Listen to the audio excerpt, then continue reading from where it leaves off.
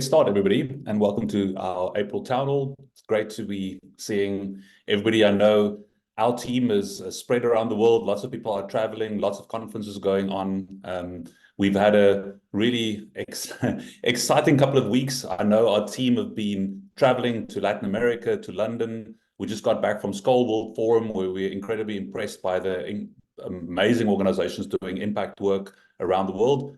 We'll be sharing some of that today, and obviously sharing the product roadmap for the next quarter. Some exciting new features that are dropping. Our team, we have a couple of our team that are actually in Lisbon at the moment at ElixirConf. If anybody is in Lisbon, go and say hello to our team there, and go and have a drink with our friends. For today, our theme, we're celebrating together with World Health Day, with the WHO, the World Health Day. As you might know, World Health Organization is 75 years old this year. And this year, the theme is My Health, My Right. And the reason that resonates with us is because so many of the reason we exist, and many of you exist, is to make sure that every person in the world has got access to the information they need to improve their health and their well-being. And it's a fundamental universal right. We all share the dream and the hope that within the next couple of years, it's actually now only 6 years until 2030, that we will be able to reach universal healthcare. And technology, and specifically chat, will be an integral part of making that happen. And to that end, today, we'll be sharing with you one of our community highlights, KeyReady, an organization that's been working in public health to make this come to reality and to make sure that we get to the road of universal healthcare. And so we really looking forward to chatting to Marlene today about the work that they've been doing. So without any further ado, we'd also like to welcome a bunch of really amazing organizations that have onboarded with Turn and are doing great work. And I'll be handing over to Kanya to welcome them. Thank you very much, Gustav, and hello to everyone. As Gustav mentioned, in this section, we give a shout out to our newest community members and also just share a bit of information about who they are. So first up, we have SESC, which is a Brazilian organization, especially focused on skilling commercial workers through health, cultural, and educational activities focused on social development and strengthening citizenship. And then we also have ID Insight, which is a mission-driven global advisory and data analytics organization, which helps global development leaders maximize their social impact. They work with governments, multilateral agencies, and foundations, and also nonprofits in Asia and across Africa, across different thematic areas and impact sectors. We also have SwipeRx, formerly M-Clinica.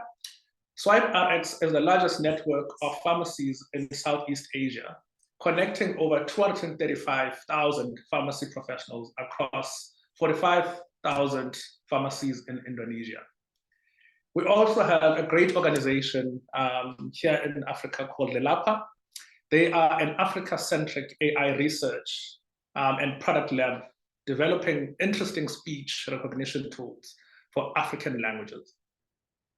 We also have Imbe Enterprise Incubator, whose solution is focused on upskilling micro enterprises and helping them source secure funding to establish and grow towards their unique long-term vision. We also have Kaimo, which is an organization based out in the US. They're working on breaking the cycle of poverty that is currently affecting millions of Americans by training communities and supporting people through financial literacy programs. And last but not least, we have Mentally Aware Nigeria.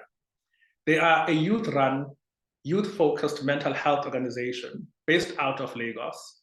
They are one of the largest providers of counseling services in Nigeria, with direct support to more than 45,000 persons, majority of which are aged between 18 and 25.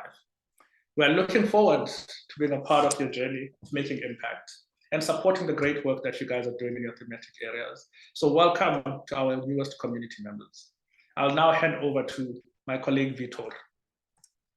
Thank you, Kanya. Hello, everyone.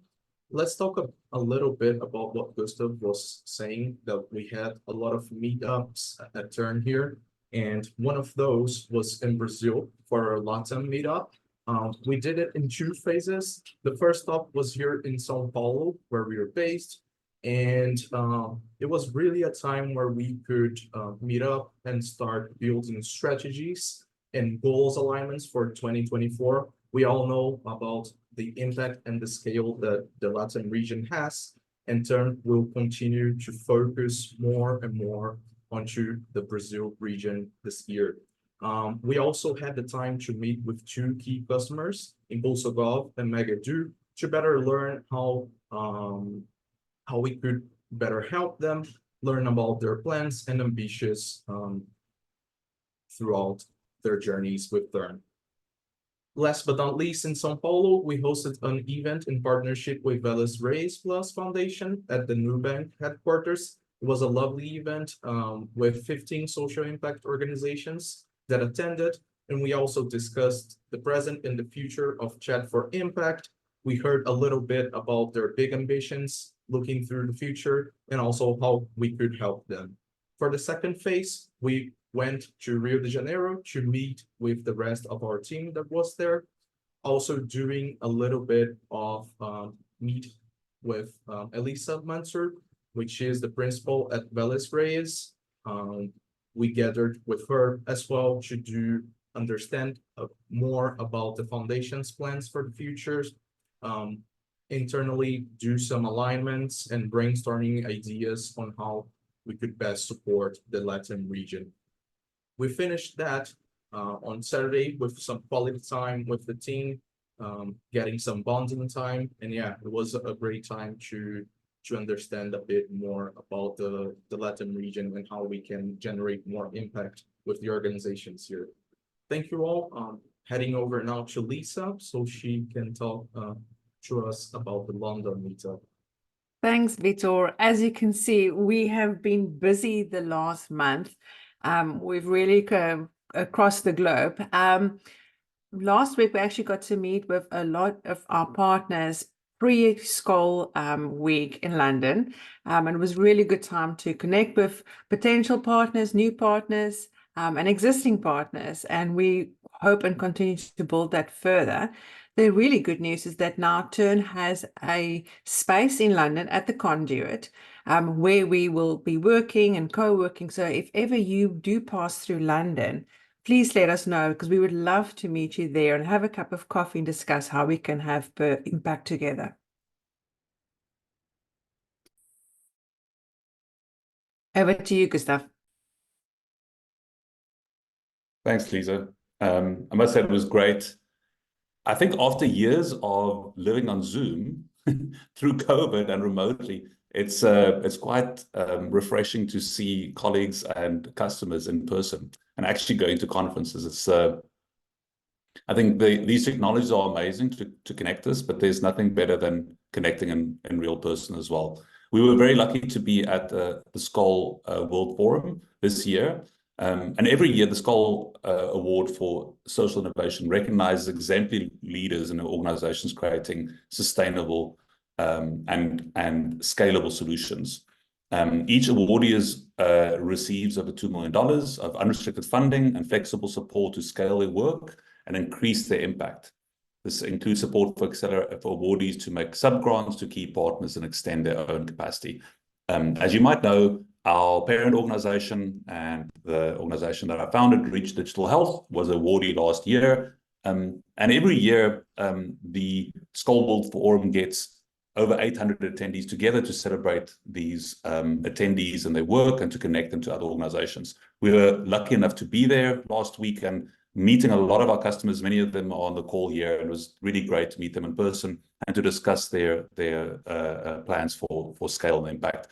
But we thought one thing that Skoll does really well is storytelling and making videos of the incredible work they do. So we thought to just share with you a very short highlights reel, just 2 minutes, of the 4 awardees this year. I want to call out specifically 3 of the 4 awardees. That one of them called Midan. I guess a lot of you remember during COVID, we were doing a lot of work around a vaccine and around disinformation. Midan was one of the partners that did stellar work throughout that, working against disinformation, especially around vaccines.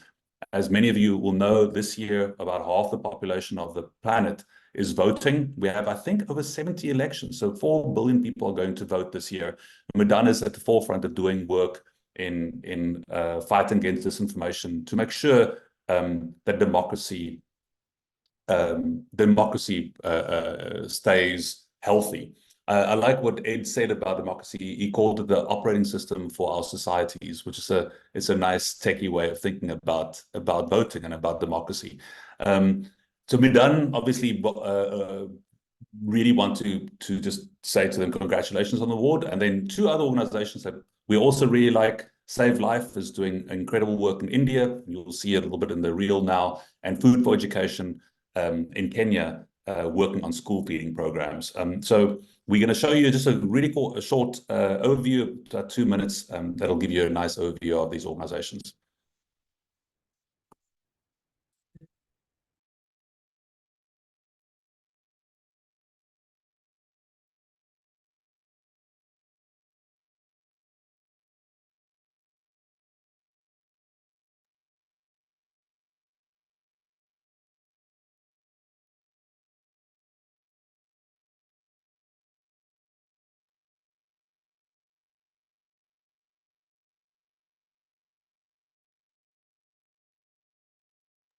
Titania, I think there's an audio that's backing this video. We might have to replay A it. story about us without us anymore. Okay.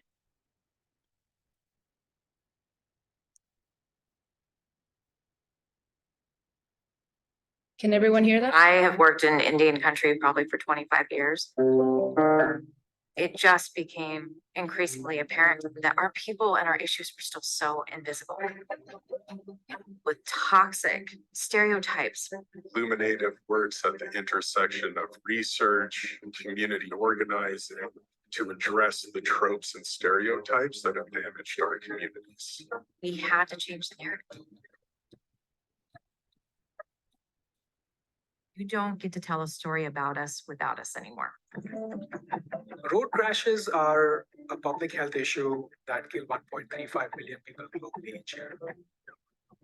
Nearly 50% of those killed in road crashes in India died despite having treatable injuries. This issue has not been looked at from the lens of public health. We must address road infrastructure issues, vehicular safety issues, driver behavior issues, and then trauma care issues, which can save lives. The societal harm of misinformation is boundless. The cost of electing candidates who divide people based on false narratives is immense. Medical misinformation is measured in lives lost. Making people able to access critical information that they need at critical times, and then that they know how to use it and what to do with it. When the schools in Kenya said that kids were fainting and they were hungry, I just knew that it was time to do something. We have essentially the formula. It's hire local, find local supply chain systems. Where do you locate the kitchens? Be able to distribute meals. How do you build an ecosystem of school meals and distribution across that region? Now we feed over 300,000 kids every single day.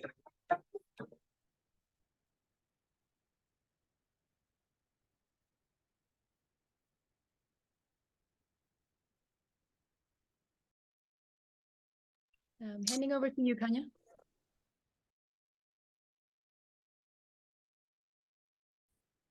Kanya, you're... Thank you very much, Gustav, for sharing that. And hello, everyone, once again. I'm actually super excited to be spending some time with Kiredi, which is an organization that's been a partner and a client of ours now for, I think, just over a year. and it seems much longer since we launched the service on WhatsApp.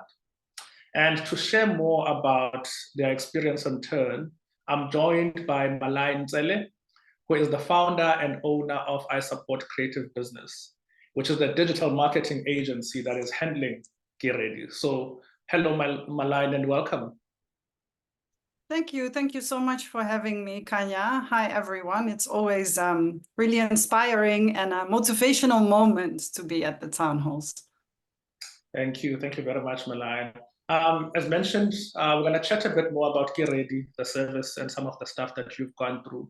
And I think the first question I have is, can you tell us a bit more about Kiredi and also the purpose of what you guys are doing as an organization? Sure. So Kiredi is a youth health movement in essence. And the reason why we say that, and what a lot of people don't expect, but there's actually 400 of us.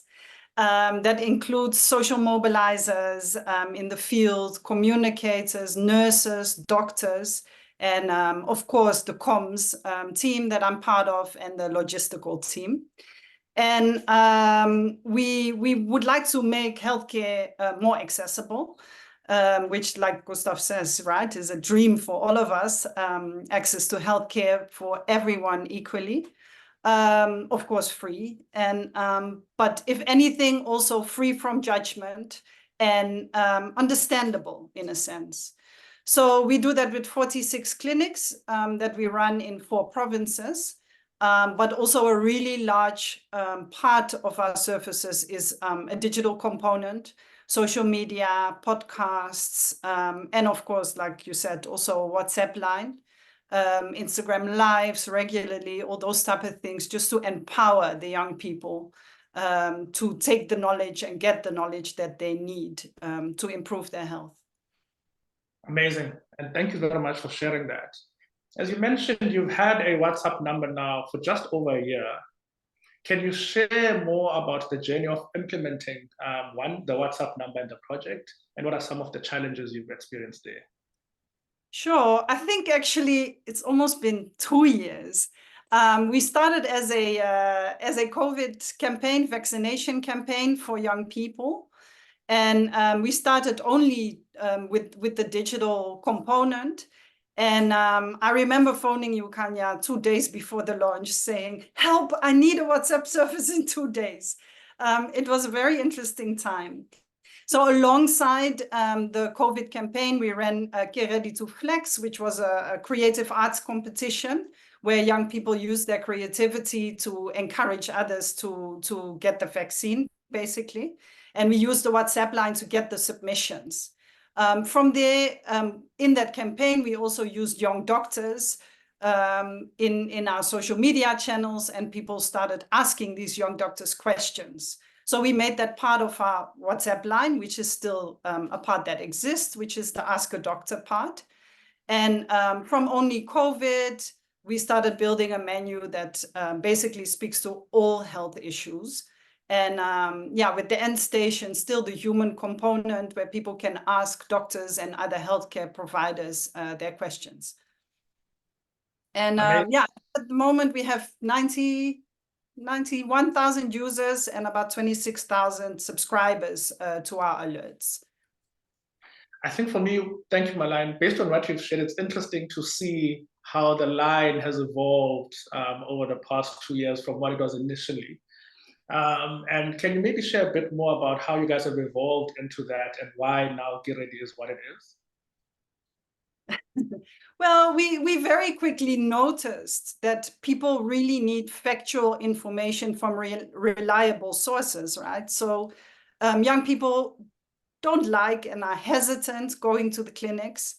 And even when they do, they often come back with more questions than they actually had before they went to the clinic. And we are really trying to bridge that gap of course, we encourage people to go to clinics and encourage people to see healthcare providers because we can't diagnose on a WhatsApp line. But at the same time, we give a lot of tips and tricks and advices of things that people can do in the meantime and also after they've been to the clinic tips around that. And then the link to the underground surfaces is something that I personally find something very interesting to explore more, like what can we actually do for young people when they say, I went to the clinic and I didn't get help, or I'm looking for this type of surface, but I stay somewhere and I don't know where to turn to. Amazing. And then you mentioned your target audience. Can you tell us a bit more who your target audience is and how do you keep them engaged on the service? Sure. So generally, it's young people under 35, starting in their teens, like 11, 12 years old. We also work in schools, and but we don't turn anyone down. So young people come with their children, with their young children. We do immunizations at our clinics as well. They come with their grandmothers and grandfathers. So essentially, we work for the whole community.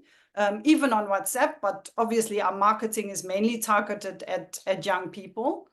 And the way we do that is we've got ready cards. On that card is a QR code, but also our phone number. So when you leave our clinic, you can message us. So that is one of the ways where we obviously reach a lot of people, because we see a lot of people at the clinics. And when it comes to WhatsApp, our number is actually always there everywhere. Everyone knows by now, in person, on radio, in the media, on social media. You'll never find any communication, I think, without the WhatsApp number. And then how we keep them engaged is, I think, two ways. We do a lot of social listening.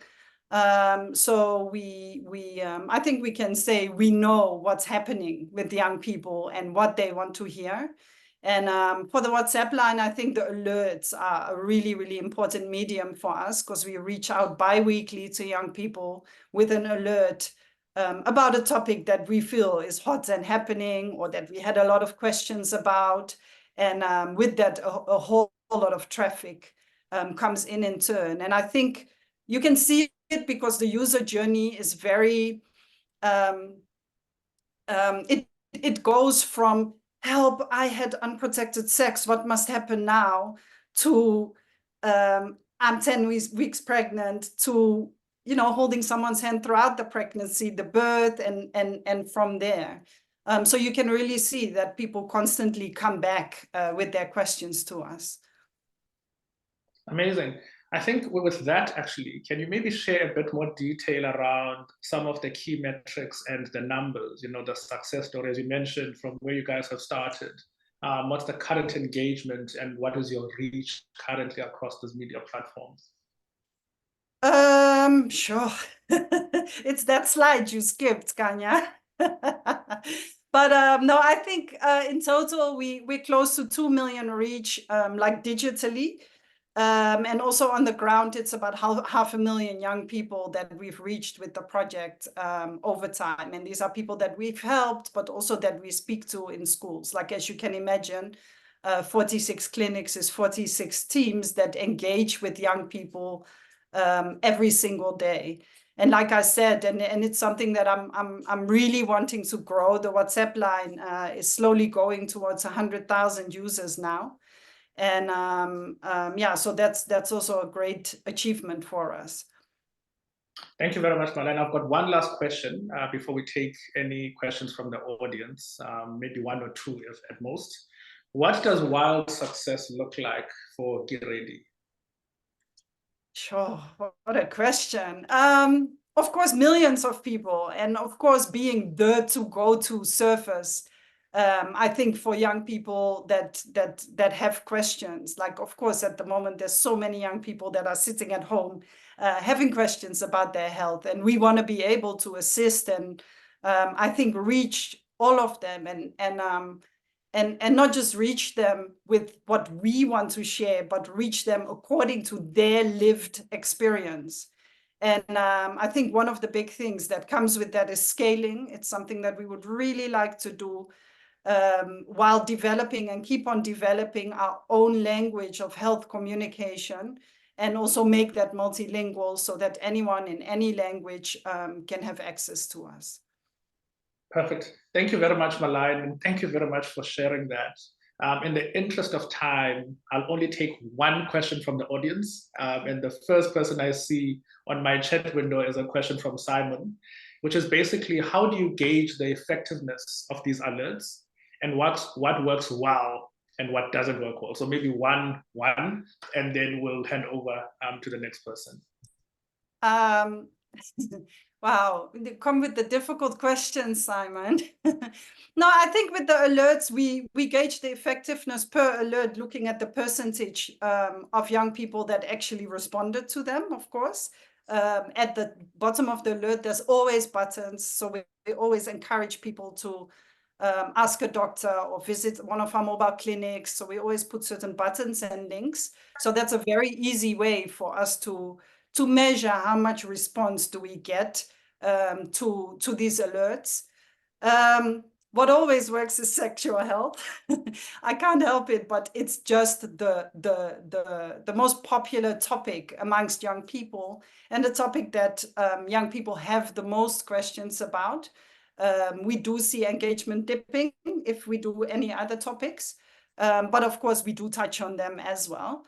And then, yeah, I think shorter alerts sometimes work a little bit better. But at the end of the day, a lot of people also come in with questions and content that wasn't in the alert. So I think aside from the content of the alert, it also just serves as a reminder of our existence. And I think that's actually, of course, it's great to be able to disseminate all this information. But I think that's actually also a really, really important function that we can just remind. It's a luxury. We can just remind 30,000 people every week that, hello, we're still here and you can still ask your questions. That's amazing. And thank you very much for the responses, Maline. Thank you very much for your time as well, and agreeing to share the amazing work that Kiredi is doing and the impact you're having in the South African context. I think as TED, we're always super excited and looking forward to supporting you going forward. And if anyone has more questions for Maline, please feel free to pop them in the chat window still, and we'll respond to some of those questions as we go along. So thank you very much, Maline. And yeah, that's it from our Thanks side. for having me. Thank you. And I just wanted to say, Madeline, such a big fan of K-Ready and what you guys are doing. It was so inspiring to meet you in person last year and to see the impact you're having in person. It was fantastic. Thank you very much. So I get to chat to tell you today about what we're shipping soon. So these are things that are going to launch in the next few weeks. Just before I dive in, I just wanted to give a big shout out to the whole Turn team that is actually working super hard to make this happen. So I'm speaking for like 20, 30 people. So thank you all. Too many people to name. Let's go to the next slide, please. So people are at the core of what you do, and they weren't at the core of what how the product worked. So we are putting people at the core of Turn. So very soon you're going to see a new tab on your navigation that's called People, where you're going to see everyone that has ever interacted with your number. However, this is just the beginning. You can expect a lot of people-related features coming for the rest of the year. And the very first one, next slide, please, is importing people. So you're going to soon have the ability to actually import people into Turn that never interacted with your number, which is really going to unlock a whole audience that you probably already have from people that have interacted with you in other channels or in other ways. So you can use WhatsApp to chat with them moving forward. This is going to really leverage what you can do with the product as well. We're going to be integrating people-related features with other parts of the product, like journeys and etc. And it's going to really become a very powerful part of how you actually use Turn on a daily basis. So we're super excited to show you what we're going to ship for the rest of the year as well. Next slide, please. One update in journeys is that we're launching variables. And this has been a very commonly requested feature, and hopefully lots of people in this call are going to be very excited for this. Moving forward, you're going to be able to store data and use that data in your journeys in a very visual and easy to use manner. So you're going to be able to do very, very complex interactions and journeys, all visually, all using the no-code journeys. We're very excited about this. The example we're showing you here on this little image is just keeping score, which is the easiest thing you can do, but you're going to be able to do much more complex things with this. So we're very excited about variables as well. Next slide, please. Let's talk AI. Like I said earlier, these are all things that are coming to you soon. These are not things that are like a year in the future. These things are almost hitting us. And the first one is the ability to configure an assistant within Turn, which is then going to power all the other AI features that are going to exist in Turn. So you're going to be able to provide it context, make sure that it's doing exactly what you want it to do, what languages it should speak, what knowledge it has, anything that you need to create a very good model. Next slide, please. And one of the first ways that you're going to be able to use it is in the inbox with suggested replies. So these are going to be AI-generated replies that are, again, based on the knowledge and the context that you give to the LLM, to the model, which make it very hyper accurate to exactly what you're doing and what the person needs. So the suggested replies are going to help your team be more efficient and provide a higher quality service, but also faster service as well. Next slide, please. And in the side of journeys, one of the first things that is going to come is the ability to generate texts. In this little, it looks a little blurry, the picture, but you can see that I'm asking it to write a poem based on the current time, so you can mix variables into it as well, and other things that we provide. And we'll use AI to generate this. This is obviously just an example. Your imagination is a limit. You can do whatever you want with this. And this particular block doesn't really send a message to the end user. So you can also use AI to generate things that then maybe become a part of someone's profile, or you can use the results to ping some kind of external API and then bring that back to your service. So it's going to really allow you to do very, very interesting things with AI. However, next slide, please. We also know that one of the great things that AI can do is to answer questions. So we're going to make that easier as well. So this block will chat directly with our users. It's going to ask a question. You can also provide some extra instructions. Again, this is tied to that assistant that I showed earlier. So it has all this knowledge about your organization already, but you can provide some extra instructions. Maybe, for example, oh, the person at this point is, I don't know, trying to give me their symptoms. So maybe the result needs to be leveraged against that. So you're going to be able to do this very, very easily. However, with great power comes great responsibility. So we've been playing around with this very heavily here at Turn, and we want to make sure that you also know that you should have a lot of caution and should carefully think through exactly how you prompt AI and thoroughly test it so that the results are actually what you intend them to be. Next slide, please. And the final piece that we're also adding to journeys is the ability for AI to classify texts. And I know this sounds a little bit vague, but a good example is, for example, having AI triaging if a user query is urgent or non-urgent. And then you can branch your journey depending on that. If it's urgent, maybe it goes directly to an operator.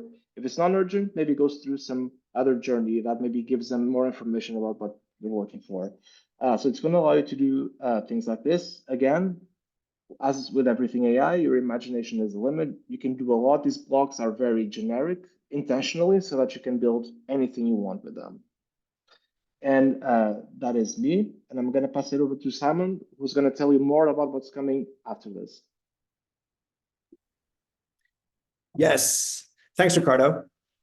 So Ricardo covered a lot of things that we're working on in the first quarter and that will be shipping very soon. I have the privilege of being able to talk to the second quarter of what we will be working on. And we're very, very excited about. So obviously we will be continuing with all of the people-related aspects that Ricardo mentioned. But there's a couple of new things coming on in as well. And I just want to touch on those because we've been listening to your feedback. And these are some of the things that we just wanted to give an update on. So we can go to the next slide where we're talking about what's called version control. Now, everyone is familiar with, say in Google Docs, you can undo or you can switch back to a previous version that was the version you were happiest with. Maybe you just want to try something quickly, see if it works without actually immediately making that the final version. And so version management allows you to essentially say, okay, this was a good version. I want to go back to that one. And one of the challenges that we've heard is that many people would prefer version management for their journeys so that they can update and deploy their services with confidence. And so if there's a mistake, like we show here in the little demo, if there's a mistake, you can always restore to the previous version and pick up where you left off. So this has been a highly requested feature. We're working on it this quarter, and it really helps to give you all the confidence to deploy your impact services well and reliably.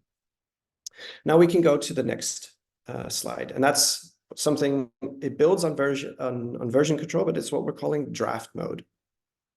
And so many of our services impact hundreds of thousands of people, millions of people, and it can be incredibly nerve-wracking to apply these changes without properly testing them. But still, you want to be able to design your services while the service is actually live. These services continually, they need to be iterated on. You observe how someone uses your service, iterate on it, improve, and then launch a new version. And now in draft mode, you can do exactly that. So you can test your services, and then as we're looking in the little video right now, you can say, we want to test it on WhatsApp. There's a QR code that you could launch, and then you can test that service, but that testing is only limited to you as you are testing it. And so it's not immediately live to anyone else. So it really gives you the confidence to test your services in a full live experience before actually pushing it out to your audience. Again, this is a highly requested feature from many of our customers, and it's a focus area for Q2. Now we can go to the next slide, which touches on the developer experience. And so many services that run at scale, there are always things that need attention, or that you receive unexpected input from a user. You're asking someone to send a picture and instead they send you a question, for example. And that's a case that wasn't handled gracefully within the service, and something happens unexpected. And then it's always important to be able to look back and find out, how did this user end up in this problem and what can we do to fix it? And this is what logs allow you to do. So you get live logs of your service as it's running. You see what steps were taken for someone to actually go somewhere or just track usage. And you'll be able to see that in real time for your number. And so this makes maintaining your service, debugging, all of those developer-related tasks significantly easier going forward. So personally, as a developer, I'm very excited about this feature because it's something that I have experienced, that I have a need for it as well. So that's very cool. Q2. The next slide is a more operational one. Many of you have used the help desk effectively, and you have trained staff to use the help desk just to answer all of the inbound questions that you get. And a recurring question that we've had is, can we make sure that the help desk operators only see the help desk? They don't need to worry about any of the other aspects, none of your automation or your journeys or design or anything else. All they need to see is their inbox so they can focus on answering the questions. And now with better roles and permissions, you can group people into different categories. So we have the builder grouping and the operator grouping. And so based on those roles, access to the product and the interface is really bespoke and designed specifically for their role, so that they don't need to worry about any of the other aspects. And also for administrators, it gives them the confidence that the journeys that they have designed aren't actually changed or accidentally updated by someone whose responsibility it wasn't to update those to begin with. So again, this is a highly requested feature, and we're working on it. It's coming in Q2. So that's some of the features that we're very excited about. Again, a lot of these prioritizations have happened in collaboration with you all. And so we're really thankful for being able to talk to you all and really understand these problems that are needing to be solved, and make sure we design adequately to make sure that you all have the biggest impact possible. And with that, I'm going to hand over to Lisa, who's going to talk to us about Chat4AI, Gen AI. Thanks, Simon. So Wow, we have had a tremendous amount of fantastic applications, over 500 applications for the Chat for Gen AI Accelerator. So we've had the very hard task over the last few weeks to go through all the applications, and we're still going through that process. I know some of you on this call might have sent in an application. We will let you know by the end of this month. So I know we're all waiting for that moment, but you will have some sort of reach out from the Turn team by the end of April, and we hope to commence the accelerator early May. The main announcement will happen in May of who those successful 10 is, but we wish you all the best of luck for your applications. And we want to thank you again for taking the time out to apply. We know that this is a really important piece of work that a lot of you are working on, and best of luck. Over to Raquel to take us through the events. Thank you, Liz. So yes, we have 5 upcoming community events that we would like to highlight very quickly. The first one is the AVPN Global Conference that is being held in Westway Asia this time in Abu Dhabi in the 23 to 25 April. Then we have 2 events happening on the US, Total Impact Summit, being held in Philadelphia on 1st to 2nd of May, and Global Digital Development Forum. You can also attend to this one online on 12th to 3rd of June. In Africa, we have the Africa Impact Summit in Nairobi on the 17th to 19th of July, and the Ashoka Changemaker Summit in Germany in September. So that's the events that we are highlighting today. And back to you, Gustav. Thanks, Raquel. Great, guys. It was a jam-packed session today. Amazing to connect with everybody. Amazing to see so many of our colleagues around the world as we are traveling the world, doing work together with you guys, helping you scale your impact. I think just to recap today's session, started out by reminding everybody that we are working towards a common goal to reach universal access to healthcare, but not just healthcare. You know, we think about this in the wider sense, health and well-being, and making information available so people can make the decisions to improve their lives. We also looked at Key Ready, which is a national scale service in South Africa, doing amazing work exactly to that purpose. And we looked at the incredible services that the team are launching to help you guys scale your impact, especially using AI. Really excited about the work that the Gen AI Accelerator is going to be driving. I had great fun. Our team had great fun reading through the 500 applications.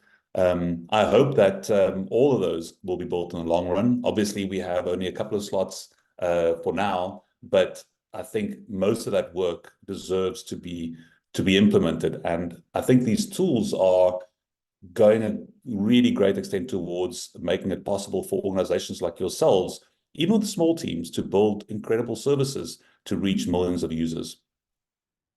I'm really looking forward to next month. I hope to see some of you. I hope our team in Lisbon managed to see some other customers and get away inspired. We're very excited to host the Gates Foundation Women's Economic Empowerment group that will be visiting Cape Town in June, which we're excited about. And we hope you have a fantastic month, a fantastic quarter. We're really looking forward to the work that you guys will be building. And thank you for joining us today.